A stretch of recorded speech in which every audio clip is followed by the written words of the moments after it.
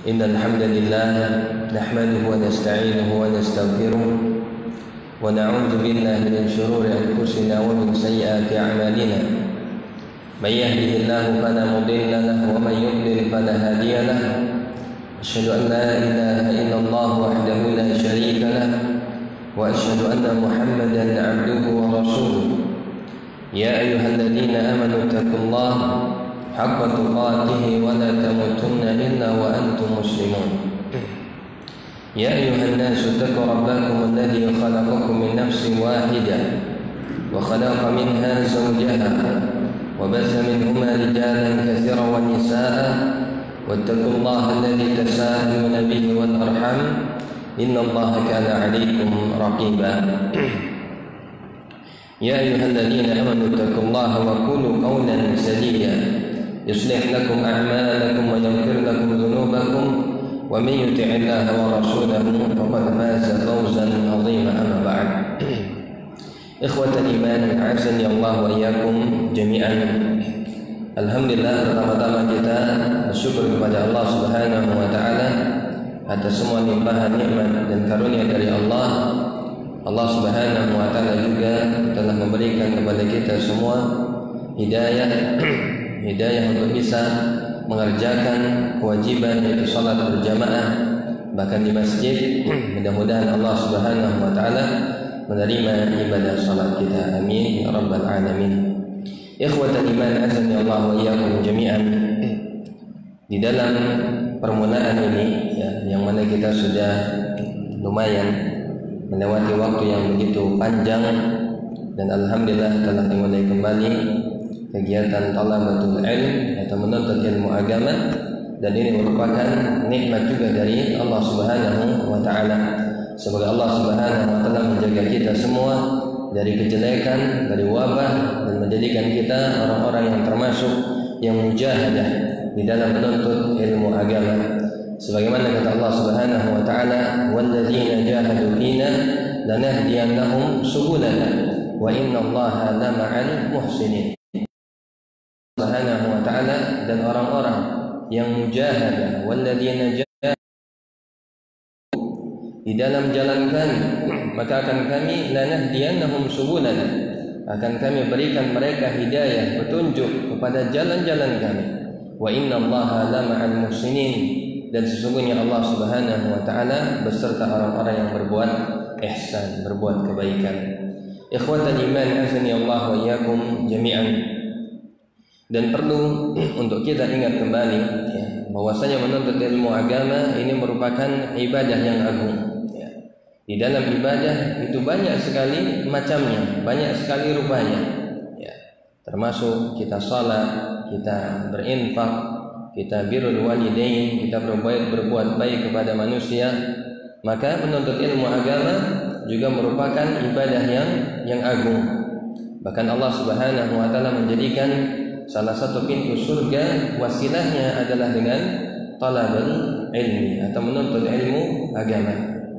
Sebagaimana kata Nabi sallallahu alaihi wasallam, "Man salaka tariqan yaltamisu fihi ilman sahalallahu lahu bihi tariqan ila al-jannah." Dan disebutkan dalam hadis bahwasanya fil jannati samaniyatu abwab. Di dalam surga itu ada 8 pintu. Salah satunya adalah babul zikri atau babul ilmi, yaitu pintu zikir atau pintu al-ilmu yang disediakan bagi orang-orang yang senantiasa menuntut ilmu agama. Mudah-mudahan kita termasuk di dalamnya. Amin ya rabbal alamin. Ikhwatal iman azani Allah wa iyyakum jami'an. Insyaallah kita akan melanjutkan kajian kita, yaitu kitab Fathul Qawil Matin fi Syarhi Al-Arba'in wa Tatimmatul Khamsin. Dan kita telah sampai pada hadis yang ke-7, Al-Hadithu As-Sabi'u, yakni dari syarah yang ditulis oleh Syekh Abdul Muhsin Al-Abbad Al-Badr radhiyallahu taala. Hadis yang ke-7, An Abi Ruqayyah Tamim bin Aus Ad-Dari radhiyallahu taala anhu, anna Nabiy sallallahu alaihi wasallam qala ad-dinun nasihah. Qulna liman? Qala lillahi wa li kitabihi wa li rasulihi wa li a'immatil muslimina wa 'ammatihim. Wa 'ammatihim, rawahu Muslim. Dari sahabat Abi Ruqayyah Tamim bin Aus Ad-Dari, semoga Allah meridainya, bahwa Nabi sallallahu alaihi wasallam pernah bersabda, ad-dinu an-nasihah, bahwasanya agama itu merupakan nasihat. Kunna, kemudian kami bertanya kepada Rasul sallallahu alaihi wasallam, liman, kepada siapa wahai Rasul? Qala, kemudian Rasul bersabda, lillahi, itu kepada Allah, kepada kitabnya, wa li rasulihi, wa li a'immatil muslimina wa 'ammatihim, dan juga kepada para pemimpin kaum muslimin dan juga awam mereka, atau kaum muslimin pada umumnya. Dan hadis ini adalah hadis yang sahih yang diriwayatkan oleh Imam Muslim. Di sini kita akan membacakan penjelasan dari hadis ini yang ditulis oleh Syekh Abdul Muhsin Al-Abbad. Yang pertama kata beliau, ad-dinu an-nasihah. Jadi ucapan Nabi sallallahu alaihi wasallam bahwasanya ad-din atau agama itu merupakan nasihat adalah hadhihi kalimatun jami'atun tadullu ala himmatin nasihati fid din. Ini menunjukkan bahwasanya nasihat itu merupakan sesuatu yang sangat urgen di dalam agama kita. Bahkan Allah Subhanahu wa taala juga menyebutkan bahwasanya di dalam surat Al-Asr, setiap manusia berada di dalam kerugian kecuali siapa? Kecuali yang memiliki 4 karakter. Illal ladzina amanu, kecuali orang yang beriman, wa amilus shalihat, yang beramal yang saleh, wa tawassaw bil haqq wa tawassaw bis sabr, dan mereka yang senantiasa berwasiat memberikan nasihat yaitu kepada kebenaran dan juga di atas kesabaran. Jadi nasihat adalah perkara yang sangat urgen di dalam agama kita. Bahkan ketika agama tidak ada di dalamnya nasihat, tidak ada di dalamnya yaitu perintah untuk amar ma'ruf nahi munkar, maka agama itu akan apa? Akan menjadi hancur, akan tidak berjalan. Sebagaimana orang-orang Yahudi, mengapa mereka dilaknat oleh Allah Subhanahu wa taala?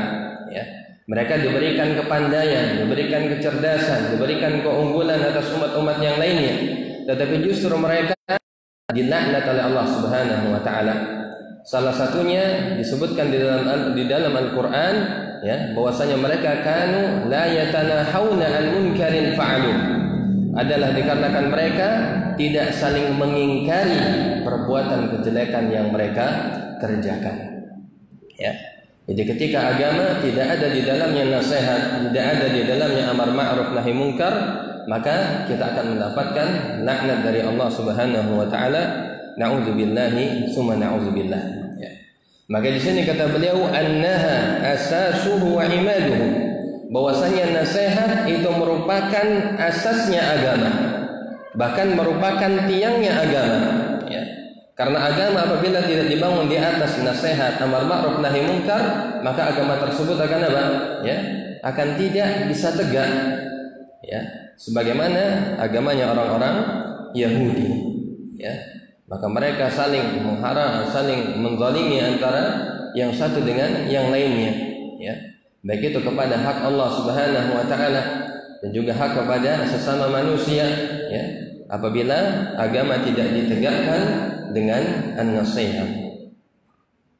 Kemudian kata beliau, wa yadkhulu tahtaha ma jaa fi hadits Jibril min tafsir Rasul sallallahu alaihi wasallam al-Islam wal iman wal ihsan.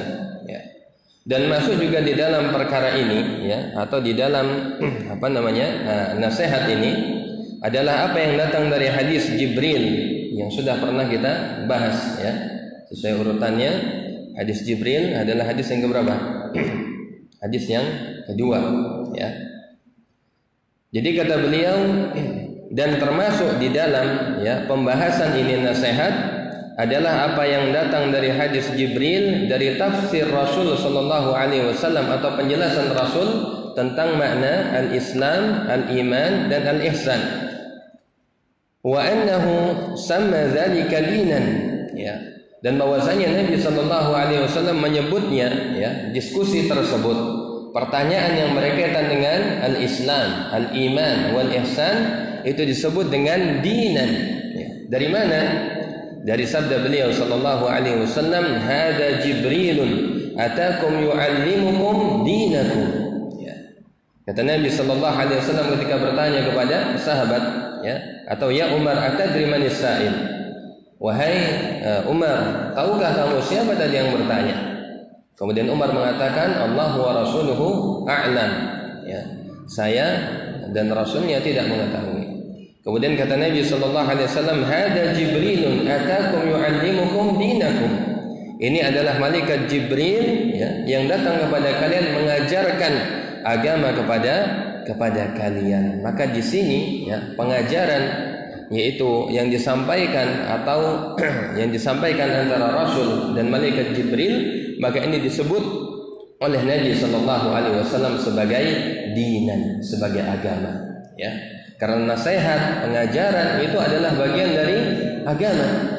Apabila agama tidak ada pengajaran di dalamnya, tidak ada nasihat, tidak ada amar ma'ruf nahi munkar, maka tidaklah agama tersebut menjadi tegak, menjadi sempurna, ya, sebagai sebuah agama.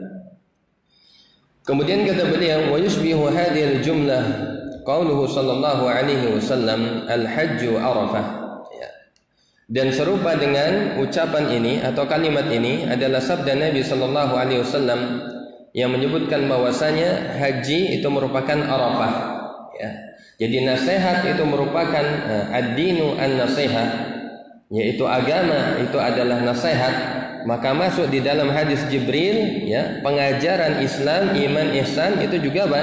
Termasuk agama, bagian daripada nasihat, ya. Jadi beliau ini mengumpamakan bahwasanya hadis Jibril tersebut itu merupakan bagian nasihat juga di dalam agama, ya. Sebagaimana Nabi sallallahu alaihi wasallam menyebutkan al-hajju arafah, bahwasanya haji itu adalah arafah. Maksudnya apa? Ya, maksudnya inti daripada haji itu adalah arafah, ya. Jadi menyebutkan sebagian yang bahwasanya itu menunjukkan urgensinya, yang paling penting di dalamnya, ya. Karena ketika pertanyaan Rasul sallallahu alaihi wasallam ketika ditanya malaikat Jibril tentang Islam, iman dan ihsan, maka itu adalah pertanyaan yang disebut juga merupakan bagian daripada agama atau nasihat, ya. Jadi ini hanya permisalan, perumpamaan dengan dari sisi bahasa. Ikhwatul iman, azani Allah wa iyyakum jami'an, ya. Itu poin yang pertama berkaitan dengan makna ad-dinu an-nasihah, ya. Bahwasanya agama merupakan nasihat dan tidak mungkin suatu agama akan tegak apabila nasihat tersebut, amar ma'ruf nahi munkar tersebut tidak dilaksanakan, tidak dijalankan. Kemudian yang kedua, kata Syekh Abdul Muhsin Al-Abbad, beliau mengatakan, jaa fi mustarraji Abi Awanah anna Nabiy sallallahu alaihi wasallam karrara hadhihi al-jumlah ad-dinu an-nasihatu salasa, ya. Ini dalam riwayat lain disebutkan di dalam kitab Mustakhraj Abi Awanah. Kalau yang di sini adalah riwayat Imam Muslim, ya.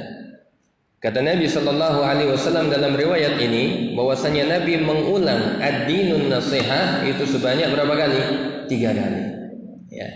Makanya sering kita menjumpai ada riwayat yang mengatakan ad-dinun nasihah, ad-dinun nasihah, ad-dinun nasihah. Kunna liman, ya. Kemudian sahabat bertanya, liman, kepada siapa? Ya.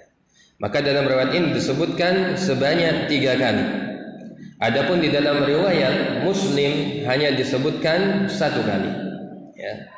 Walamma sami'a as-sahabata hadhihi al-'inayah wal ihtimam bin nasihah wa annaha bi hadhihi al-manzilati al-'azimah qalu liman ya Rasulullah, ya.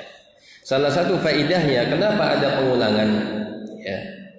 Para ulama menyebutkan di antara makna pengulangan itu adalah untuk apa?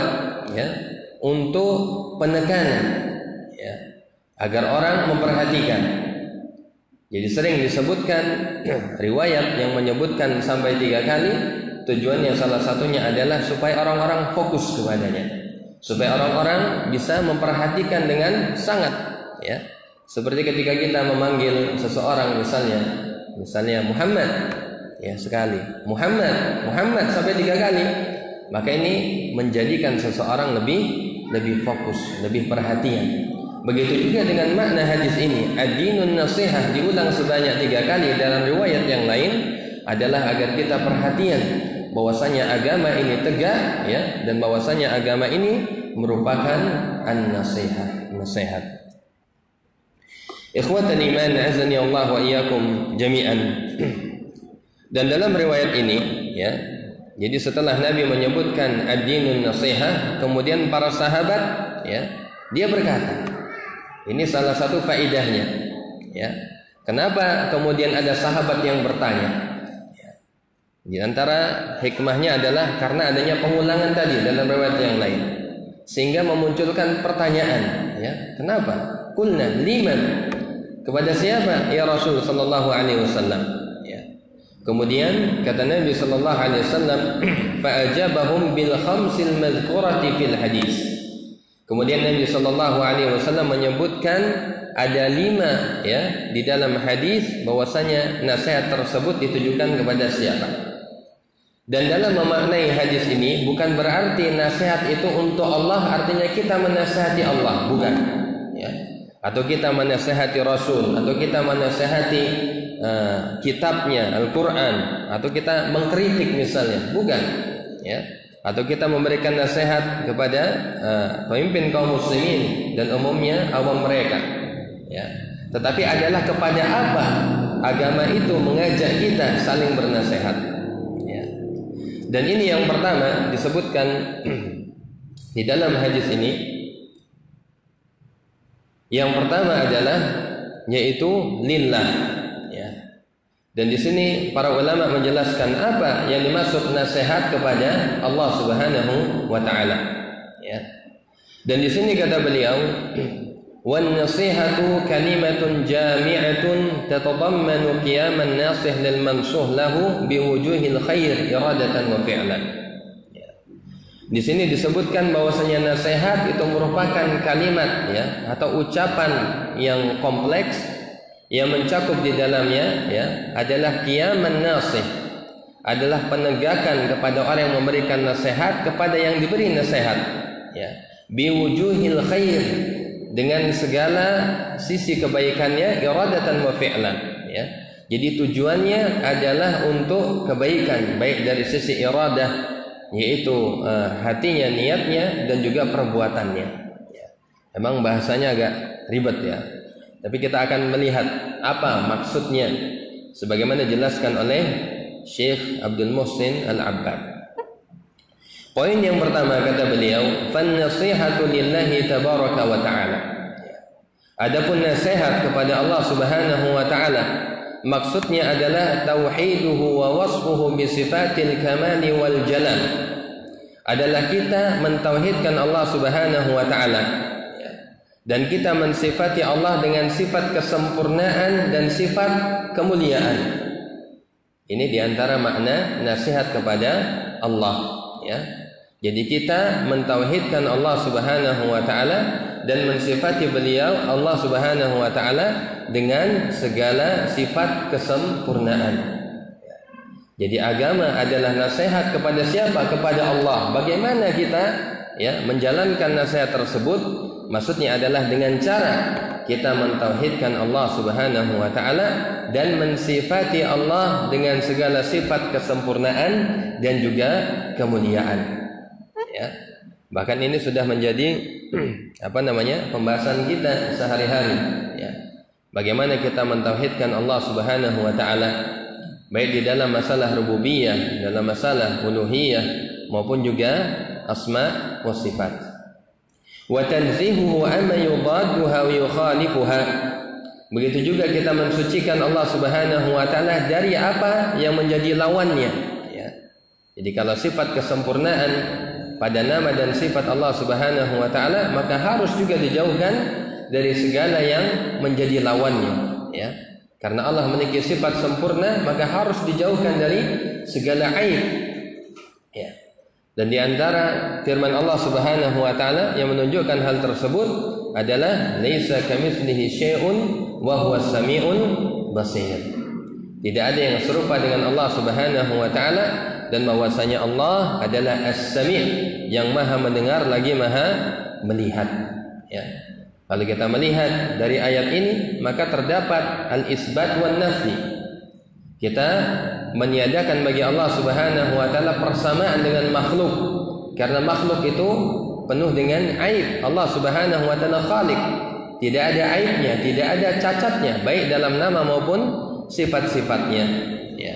Dan Allah menetapkan al-isbat, yaitu sifat kesempurnaan dalam ayat ini adalah dalam hal pendengaran dan penglihatan. Ya. Maka di antara kaidah di dalam kita memahami nama dan sifat Allah, maka di dalam kita memahaminya tidak boleh kita terjerumus ke dalam 4 hal. Ya. Yang pertama adalah tidak boleh kita memahami ayat yang berisi sifat, ya, atau sifat Allah Subhanahu wa taala, tidak boleh kita melakukan tahrif, ya, atau penyimpangan makna. Ketika Allah Subhanahu wa taala menyebutkan Ar-Rahmanu 'alal 'arsy istawa, maka kita menetapkan Allah berada di arasy-Nya beliau, atau Allah Subhanahu wa taala beristiwa. Maka tidak boleh dipalingkan maknanya menjadi misalnya istaula, ya, menjadi menguasai. Wah, Allah tidak mungkin duduk, ya, maka maknanya adalah Allah itu menguasai, karena Allah tidak butuh tempat misalnya, ya. Maka ini diantara tahrif yang tidak boleh dilakukan oleh kita. Karena asal daripada al-kalam adalah al-haqiqah. Asal daripada suatu ucapan adalah hakikatnya. Al-Quran berbicara adalah sebagaimana bahasa kita. Allah berbicara dengan bahasa Arab, dan bahasa Arab dipahami dengan hakikatnya, bukan dengan majaznya. Maka tidak boleh kita mentahrif, memalingkan dari makna yang sesungguhnya. Kemudian yang kedua apa? Ya. Yang kedua adalah kita tidak boleh melakukan takyif, ya, atau membagaimanakan Allah Subhanahu wa taala. Ketika Allah misalnya tadi berfirman Ar-Rahmanu 'alal 'arsy istawa, Allah beristiwa di atas arsy-Nya, kemudian kita membayangkan bagaimana ya duduknya Allah, karena di antara makna istawa itu adalah duduk, ya, bersemayam. Kemudian kita membayangkan apakah duduknya seperti kita duduk, ya, seperti duduk di kursi atau duduk dengan bersila atau seterusnya. Maka ini harus dijauhkan dari pemikiran kita. Tanzihuhu, ya, kita menyucikannya amma yubadduha wa yukhalifuha. Ya. Kita harus menjauhkannya, membersihkannya dari apa yang menjadi lawannya, ya, yaitu adalah sifat aib bagi Allah Subhanahu wa taala. Maka tidak boleh membayangkannya, takyif. Kemudian yang ketiga adalah tamsil. Kita membagaimanakan Allah serupa seperti makhluknya. Ya. Ketika Allah Subhanahu wa taala bal yadahu mabsutatan, ya, yunfiqu kaifa yasha. Ketika orang-orang Yahudi mengatakan tangan Allah itu maghlulah, ya, terkunci. Akan tetapi Allah menjawabnya bahwasanya tangan Allah itu justru apa? Terbuka. Ya, yunfiqu kaifa yasha, dan dia memberikan rezeki, berinfak kepada siapa yang dia kehendaki. Ya, maka kita memaknai tangan di sini, maka tidak boleh kita serupakan seperti makhluknya. Tidak boleh kita pertama memalingkan maknanya, tidak boleh kita kemudian membagaimanakannya, dan tidak boleh kita menyerupakannya dengan makhluk. Dan yang terakhir adalah ta'til, adalah menolak sifat Allah secara mutlak, secara keseluruhan, ya. Jadi meniadakan sifat bagi Allah. Allah tidak memiliki pendengaran, Allah tidak memiliki penglihatan, Allah tidak memiliki tangan, Allah tidak memiliki betis, Allah tidak memiliki, ya, misalnya apa, ya, dan selain sebagainya, ya. Maka inilah 4 hal yang harus kita bersihkan di dalam kita mentauhidkan Allah, khususnya adalah dalam masalah sifat ataupun nama dan sifat Allah Subhanahu wa taala, ya. Maka ini bagian daripada nasihat yang pertama, ya, yaitu kepada Allah Subhanahu wa taala adalah kita mentauhidkan Allah baik di dalam rububiyah, uluhiyah dan juga asma was sifat.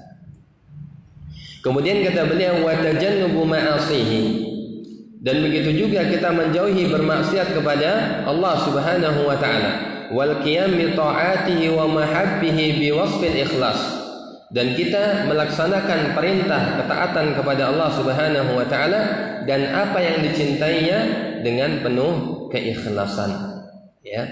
Bahkan inilah makna daripada ibadah yang sesungguhnya. Seseorang dia mengerjakan perintah, menjauhi larangan dalam rangka dia mengabdikan dirinya kepada Allah, dalam rangka mengharapkan juga surga Allah dan menjauhi neraka Allah Subhanahu wa taala, ya. Sebagaimana diungkapkan oleh salah seorang tabi'in yang bernama Talq bin Habib, ya, yaitu tentang makna al-ibadah, ya, atau taqwa. An ta'budallaha ala nurin min Allah tarju sawaballah wa an tatruka ma'siyatallah ala nurin min Allah takhafu iqaballah.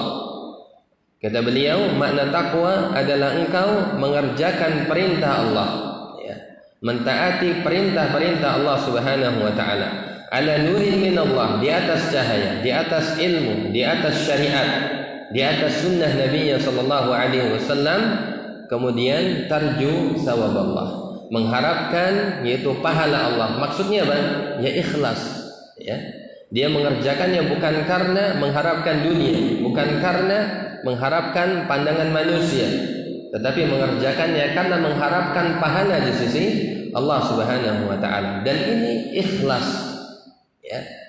Jadi terkadang orang salah memahami, oh mengharapkan surga berarti tidak ikhlas. Tidak, ya. Karena surga itu merupakan bagian dari janji Allah Subhanahu wa taala, ya. Kita mengabdikan diri kita sebagai hamba Allah dan dalam rangka kita mengharapkan pahala di sisinya, dan ini makna ikhlas sesungguhnya.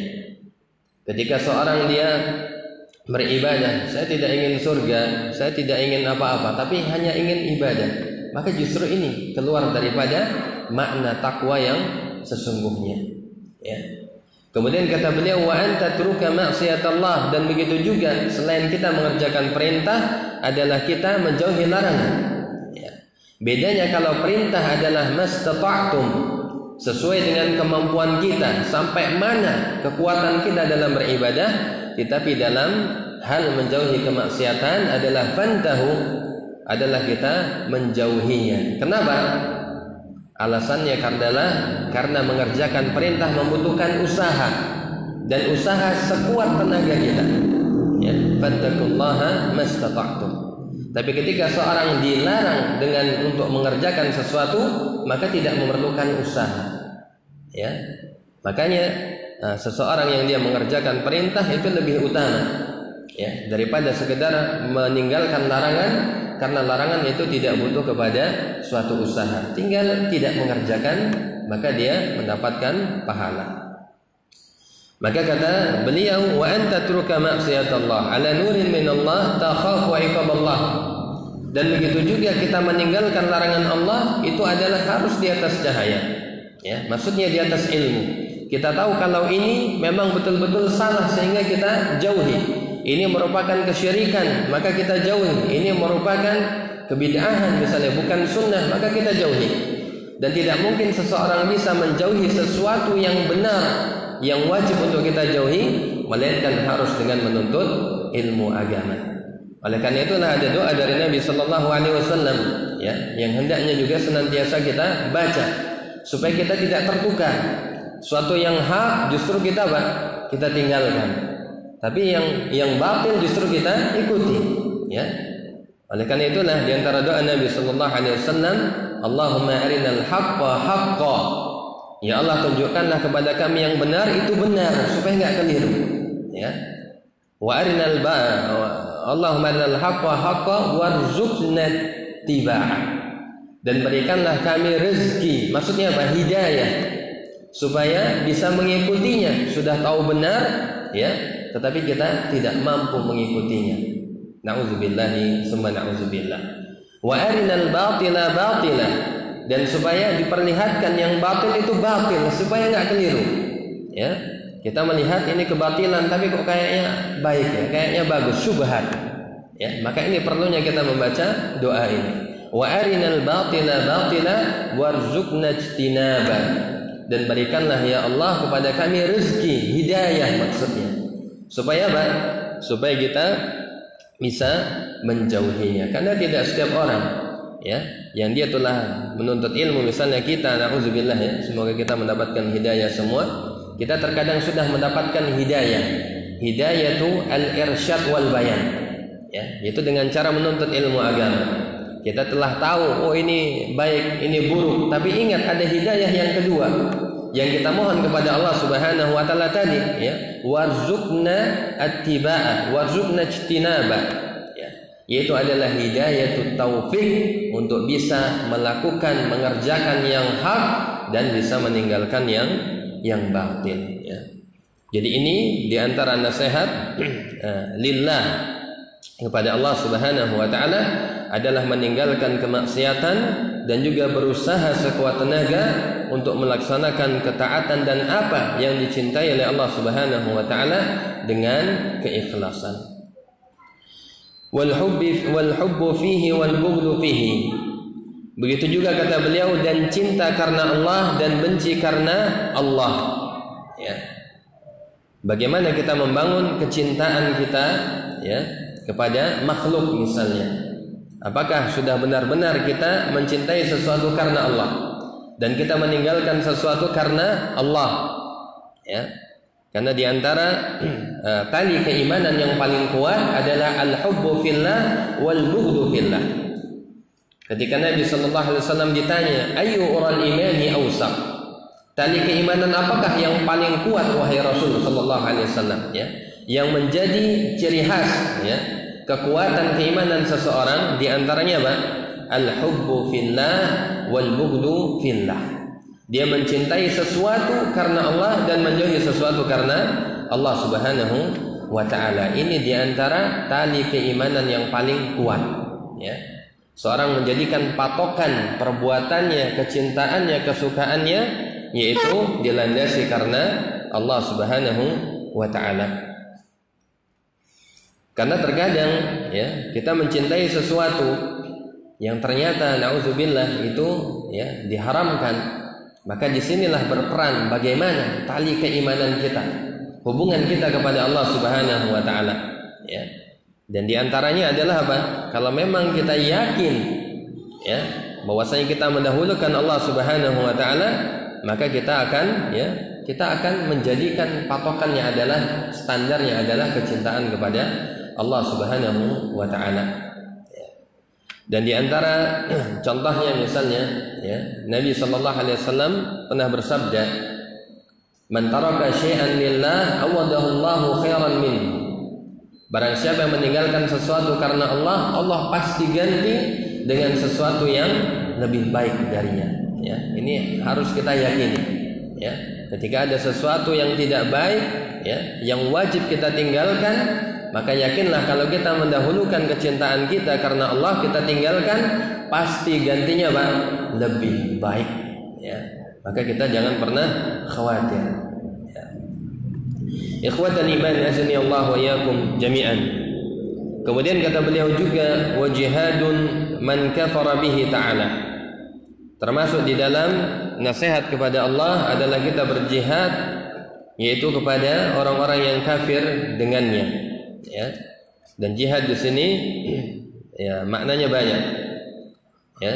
Termasuk juga jihad terhadap orang kafir adalah kita menyampaikan kebenaran, kita membantah syubhatnya, membantah kebatilannya, ya. Atau jihad yang memang benar-benar jihad adalah kita berperang karena Allah Subhanahu wa taala dalam rangka menegakkan agama, ya, li'i'la'i kalimatillah, untuk menegakkan agama Allah. Maka ini termasuk, yaitu an-nasihah lillah.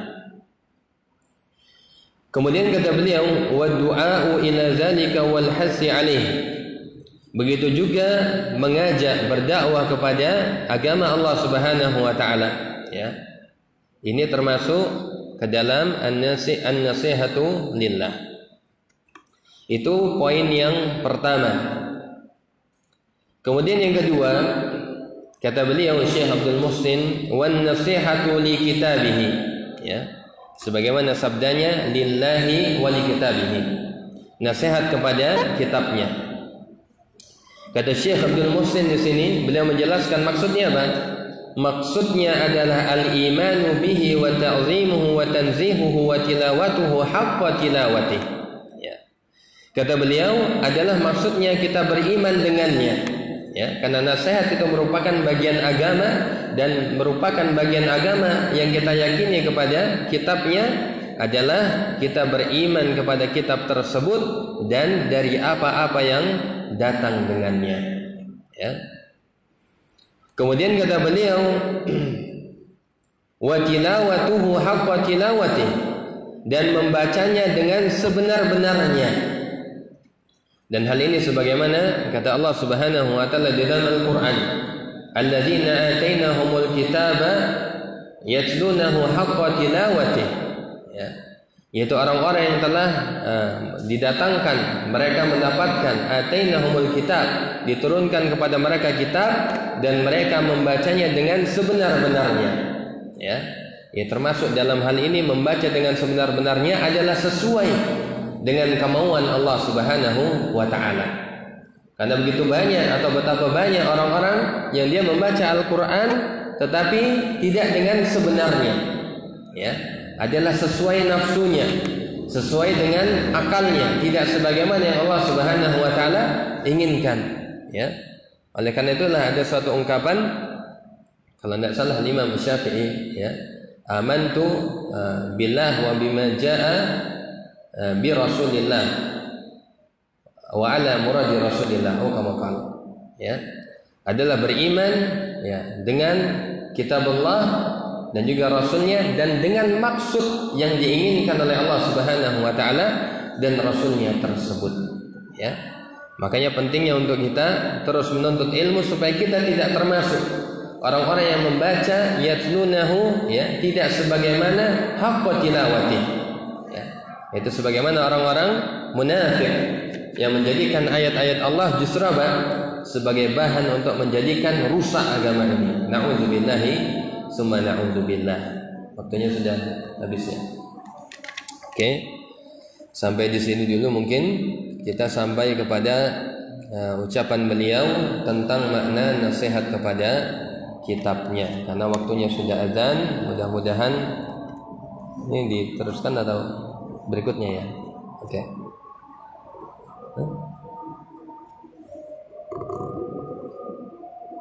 Pekan depan. Oh iya.